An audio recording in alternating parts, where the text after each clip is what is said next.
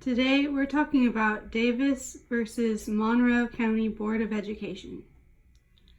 Over a 6-month period in Monroe County, Georgia, 5th grader LaShonda Davis was repeatedly harassed by another 5th grade classmate, identified in the case as GF.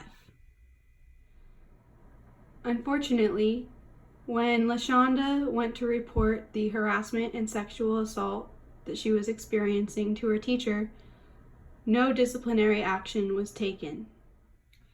In attempts to end her daughter's harassment and assault, LaShonda's mom soon reached out to the teacher and the administrator. Unfortunately, her report also fell on deaf ears, and the school continued to do nothing. In May of 1993, LaShonda Davis's classmate, GF, pled guilty to charges of sexual battery, and the following year, LaShonda's mother filed a suit against the Monroe County School Board under Title IV. Title IV prohibits students from being excluded from participation in, being denied benefits of, or being subjected to discrimination under any education program or activity receiving federal financial assistance.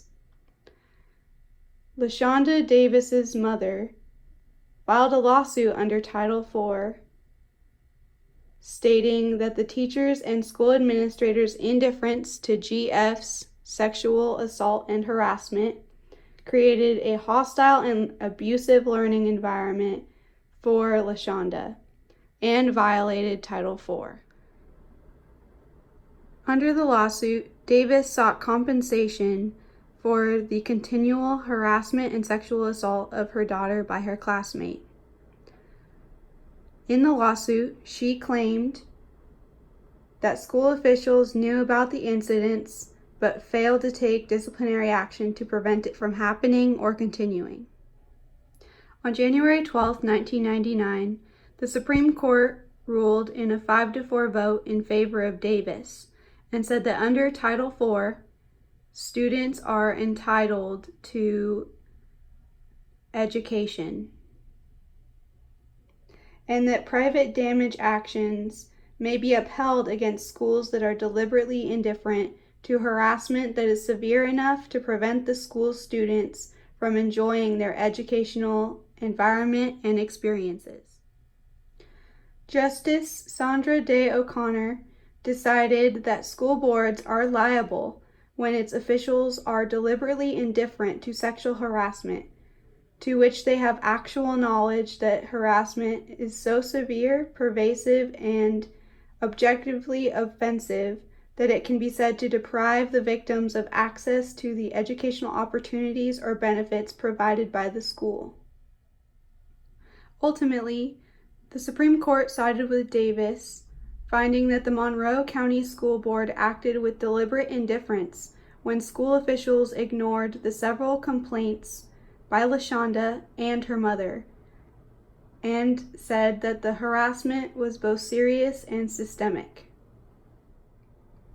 So what's the significance of Davis versus Monroe County School Board of Education? Well, Davis versus Monroe County Board of Education was one of the first Supreme Court cases that established a school board's responsibility to protect its students from sexual assault and harassment in school. The case set the standard that it's not okay for school officials to openly ignore a student's sexual assault or harassment complaints. The case also makes it clear that schools are responsible for maintaining a safe learning environment, free from both sexual harassment and assault for its students.